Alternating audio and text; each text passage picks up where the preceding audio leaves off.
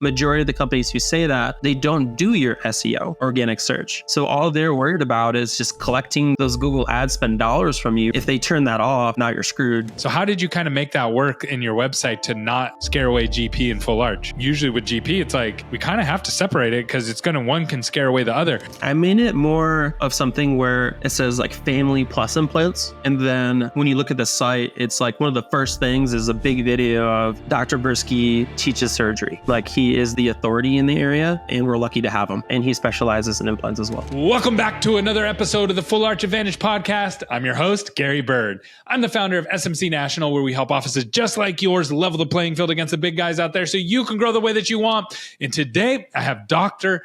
Daniel from the Colorado Surgical Institute. Stay tuned for this one. So now I'm at the spot where I'm like, man, things are working, but they're not working, right? You get a couple leads. Yeah. Maybe your ROI is doing okay in your marketing efforts. Maybe you're getting an 8 to 10 ROI on your marketing company, right? Which is fantastic. I would highly support that. I think those are some good odds, but you're still not getting the implant cases, right? You're not getting 5, 6, 7, 8, 9, 10 arches a month.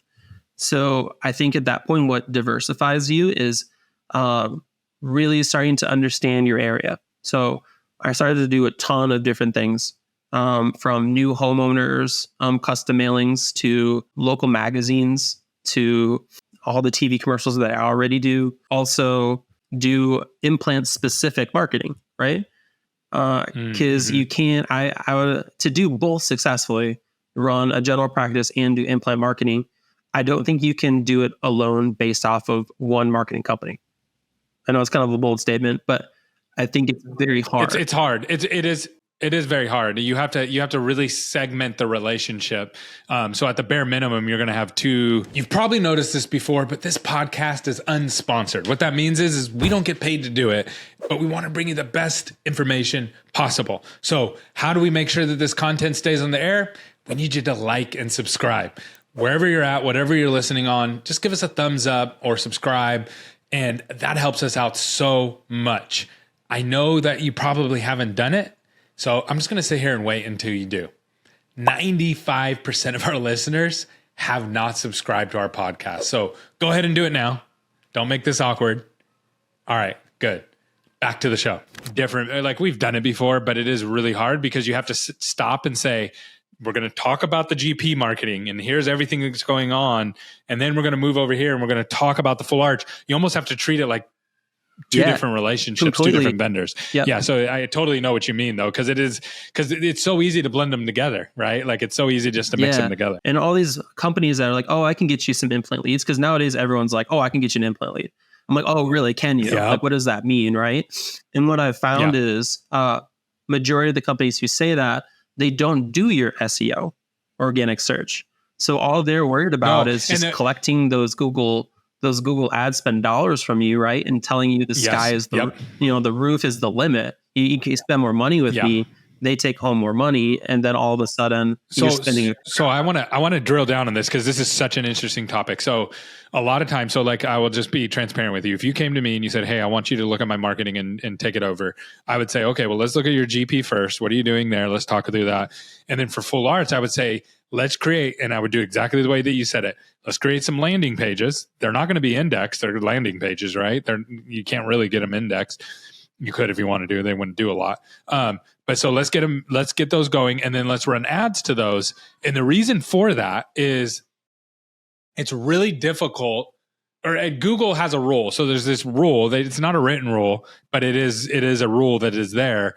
And I've seen it true over and over and over again. Google only ranks you in the map pack you can only be ranked for one thing, meaning you don't get to say, well, I'm a general dentist and I'm a pediatric dentist. You might be both of those, but you can only rank for one of those. And so specialty falls under a separate category. So you can rank for specialty, right? Or for full arch in this case, but you won't rank for GP on the map pack. So are you like, I'm hearing what you're saying. So I want to kind of go down that road. Either I'm wrong, or maybe you figured out another loophole or something like that. I would love to learn more. No, you're right. And all you're really doing at that point is just optimizing your space and like where you actually fall on for each of those keywords, right? And you need to be focused and asking those questions to your marketing teams. Cause it's like, all right, well, if I'm like number 200. So for full arch, so are you more talking about just like the ranking just in general, just so you can get more exposure? Keyword. Maybe not I'd in say the map keyword pack, ranking. but Yep. Okay. So it's like trying to scale organic. So you got the map. So for the audience, so you got like, it's really confusing now. So you have local service ads. Those are at the top. Then you have regular Google ads. Those are next down below that. Then you have the map pack, and then you get down into the organic. So we're talking organic ranking, getting that site out there. Organic is so important, right? Because that's how you continuously pull in leads. If you do turn off your Google ad spend, right? Which is what people don't tell you. So because a lot of the companies say, oh yeah, I can get you some leads, right? Well, cool. Yeah. You're Infinite right. amount of leads. If they turn that off, now you're screwed. Now you're going to have months where, maybe you did 200K one month. Yeah. No, it's always pay to play. It's always pay to play. So I'll be honest with you. I get what you're saying. I don't really approach it that way. Like I'm not like, oh, I just need it to keep them spending money with me. I look at it as I want them to, get the most results as fast as possible. And again, usually with GP, it's like, we kind of have to separate it because it's one can scare away the other. So how did you kind of make that work in your website to not scare away GP and full arch? I made it more of something where it says like family plus implants. And then when you look at the site, it's like one of the first things is a big video of Dr. Briskie teaches surgery. Like he is the authority in the area. And we're lucky to have him, right? That's awesome. Like something along those lines. And, thank God for everyone else. Like Dr. Briskie's practice sees families, and he specializes in implants as well. That's so cool. So it's just like painting a good picture for that. So are you getting SEO leads right now? Yeah. Yep. That's awesome. Great job. Yep. That's hard to do. I'll be honest with you, Daniel. There's not a lot of people out there doing that. Not just, let alone marketing companies, but just dentists in general. That you're literally took the hardest thing. It seems to kind of be the trend in your life. You took the hardest thing and you said in the dental marketing space, and you did it, and you're doing it well. So bravo to you. It doesn't matter even if you used a vendor or did it yourself. To figure all that out and piece that all together is not easy. And I will tell the audience, don't start here, guys. Don't start on this particular one, because it is not for the faint of heart, because you have to have multiple things in place to be able to make this work, as you're pointing out. But I love it. Yeah. Kudos to you. And I appreciate you saying that, like, honestly, to everyone on these podcasts, because you and I could go on here and just paint the world saying, hey, this is the secret recipe to do all of it. But everyone needs to remember that there are a lot of steps to this. And I would argue, the marketing portion is equally as important as having the skill set for it, right? Because you could spend a lot of money, but I would really encourage everyone just to be honest with themselves, like what your current clinical like suite is, and just make sure that you're, that's like, for example, when in the teaching world, I see a lot of docs will put an implant in, and they look at the implant and I say, hey, how stable is that implant? And they say 50 Newton centimeters, right? Then you look at it, it's 35. So, right. So it's like, I think it's the same way when we talk about ourselves, is to just be the most humble person in the room, and be very honest with yourself. Because if you start spending money and you shouldn't be spending the money yet, right? Yeah. Then you're wasting a lot. So you're either going to be mad at the results, or you're going to get results, and then you're going to have failing implants that in 12 months you're going to be wishing you never started this journey. And I've done 3 episodes, and then all 3 of them did really, really well, on people who their whole business model, whole full arch business model, is fixing other people's implants. Yes. That's it. I actually started marketing for this. Model. Yeah. I started marketing for repairs and zygoma implants recently for the same reason, because there are actually quite a few of them coming out. It's going to keep growing too. It's sad. Obviously we want to encourage everyone to push their limits, but at the same time, just really be honest with yourself.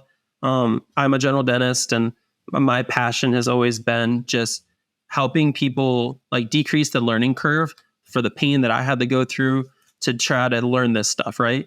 Because not many people will help you out there. A lot of people, will say, hey, oh, don't worry, send me the case, I'll help you fix it. Then that day comes up and they are not willing to help you out. So it's really important to have a really strong like friend network, a group of people that you can talk to, and they can bail it out or just ask questions on.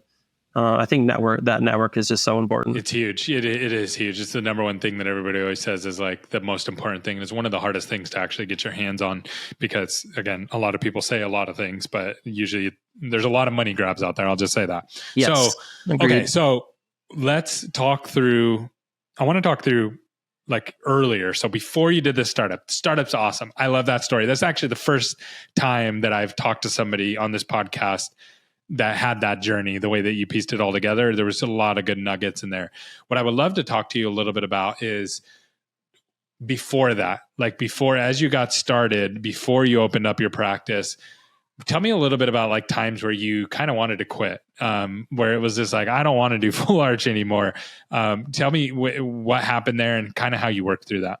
Yeah, I think so. Coming out of schools, I think it's important to realize like, and be honest with ourselves again. So I took some implant classes during my GPR. So I took a GPR in Denver Health Hospital. And during it, they said, hey, don't take classes. So I took classes, and they're like, don't work on the weekends. So I worked on the weekends. So I'm really good about like doing things that people tell me not to do. I've always been like that. Like my dad told me, don't become a dentist. And I became a dentist. And I think it's because he knew that, I do things that he tells me not to do. So, right. So, I'm taking classes, during the residency, but the most frustrating part is that your hands can't do it yet, right? Your brain can do it, but your hands can't do it yet. So the first few years are they're really hard because if you don't know how to take out a wisdom tooth yet, right? Lay a flap, remove bone, take out a wisdom tooth. Should we be placing implants yet? Right? Or how do we protect ourselves from getting into complications? Because if you're going to learn one thing, you need to know the complications on the other end. So when it does come, because it definitely will, that you know how to manage that and just being honest with yourself. So I think in the beginning, I went to an implant class and it was a 4-part series one. And I took the first one and then I went home, I did some bone grafts, right? So instantly implementing is an important thing. And then after I did the bone grafts, the second and the third one comes, the third one's on the implants. I go back and I place 6 implants. And then I was the only one in the class of 40 people to do that.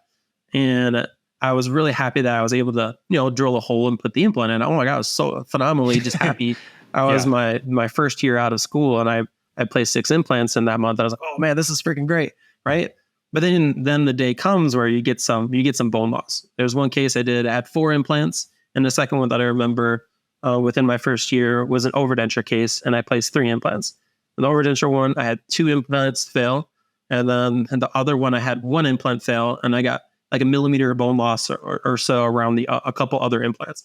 I'm like, oh my God, like I thought you could just place the implant and, like biology takes care of it, right? Like that's what they say in the class, right? I'm thinking to myself, oh man, what did I do? Because what you have to start doing is you start building your specialist list and you're like, all right, well, I'm going to send this failure to them. And then this other failure, I'm going to send to this other person, right? And then you try to figure out how to make sure that patient gets taken care of while you're learning, right? Because at this stage you're learning, you really are. Yeah. Somebody. I remember I had to get my appendix out, and I went to the doctor. It was the first surgery I've ever had, and I was scared to death, right? And I know appendix not a big deal, but I was scared. And I remember asking the doctor, I'm actually part of Kaiser, and I know some people love Kaiser, some people don't, but for this particular kind of surgery is actually really good. So I asked, because they specialize their doctors. So this is all this guy does is take out appendix. That's it. And I was like, hey doc, like how many of these have you done? And he was like, Gary, I do like 10 of these a day for the last 10 years. Like, you know what I mean? Like, he's like, I've done some. And so I was like, so I shouldn't be worried. He's like, there's like 0 things I'm worried about. Like, I'm not worried. And it gave me a lot of comfort. But then I started thinking like, he had to start somewhere though. Someone was his first appendix surgery. Yeah. And everybody's that way. Everybody has to start somewhere. And it is scary. It's scary. You're dealing with a human. Yep. And it's just like, and I think what really helped me throughout this beginning journey was I started this journey with like my best friend, and him and I are still like best friends to this day. But we started doing all these cases together because no one was teaching wisdom teeth, back in 2016. Yeah. So it's like, well, how do I learn wisdom teeth? So him and I would read the oral surgery textbooks. We like talk about it.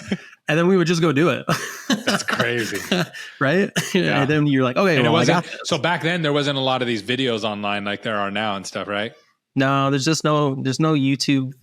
There's not enough YouTube like doctor knowledge yet and all this stuff that you even see to Google what does the flap look like, right? Or what does the bone removal look like?